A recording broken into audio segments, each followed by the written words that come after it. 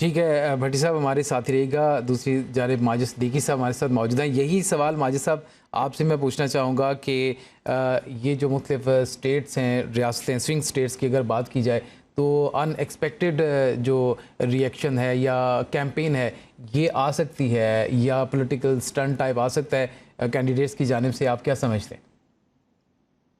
نہیں، کسی وقت بھی وائرس کچھ بھی ہو سکتا ہے، اور یہ سوئنگ اسٹیٹ جیسے آصف نے بھی کہا کہ بہت امپورٹنٹ ہیں.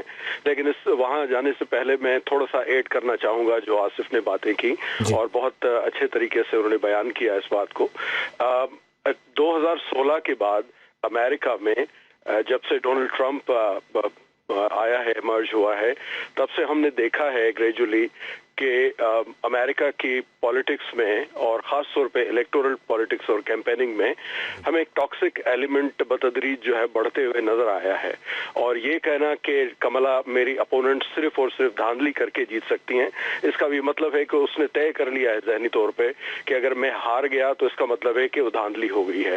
اس طرح کی باتیں امریکن الیکٹورل پالیٹکس میں کبھی بھی اس سے پہلے کبھی نہیں دیکھنے میں آئی. مجھے 2008 کا ایک واقعہ یاد آتا ہے، جب جان مکین اور اوباما الیکشن لڑ رہے تھے، تو کسی ایک پبلک ریلی میں، ایک الیکشن ریلی میں جان مکین جب تقریر کر رہا تھا تو کوئی ریپبلکن سپورٹر اٹھا اور انہوں نے اوباما کو غدار کہا کہ وہ اس ملک کا غدار ہے.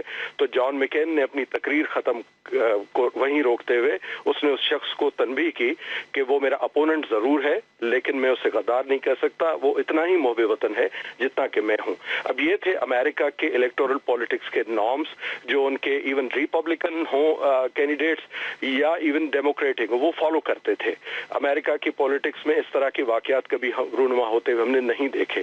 لیکن جب سے ڈونلڈ ٹرمپ 2016 سے الیکشن پورے الیکٹورل سلسلے میں آیا ہے، پریزیڈنٹ بھی بنا، پھر 2020 میں بھی لڑا، تو ہم نے بتدریج جو ہے اس ٹاکسک انوائرمنٹ کو بڑھتے ہوئے دیکھا ہے. اس کا سوشل میڈیا پہ بھی اظہار ہوتے ہوئے دیکھا ہے، اور ڈونلڈ ٹرمپ کی جو تقریریں ہیں یا ایون ریپبلکن جو ڈونلڈ ٹرمپ کے سپورٹرز ہیں ان کی جانب سے بھی اسی طرح کی باتیں کرتے ہوئے ہم نے دیکھا ہے.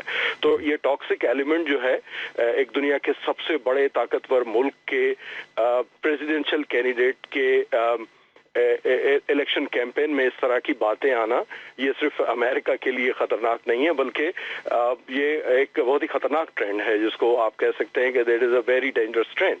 تو باقی بات یہ ہے کہ جو آپ نے سوئنگ اسٹیٹس کی بات کی، وہ بالکل اس وقت جس طرح کی کیفیت میں ہے صورتحال، اس میں کہنا خاصا قبل وقت ہے کہ کیا ہوتا ہے. جیسے آصف نے بھی کہا کہ جو بلو وال اسٹیٹ ہیں، وسکونسن، میشیگن، ایلونائے تو کسی حد تک ڈیسائیڈڈ ہے ٹورڈز ڈیموکریٹک پارٹی، لیکن وسکونسن اور جو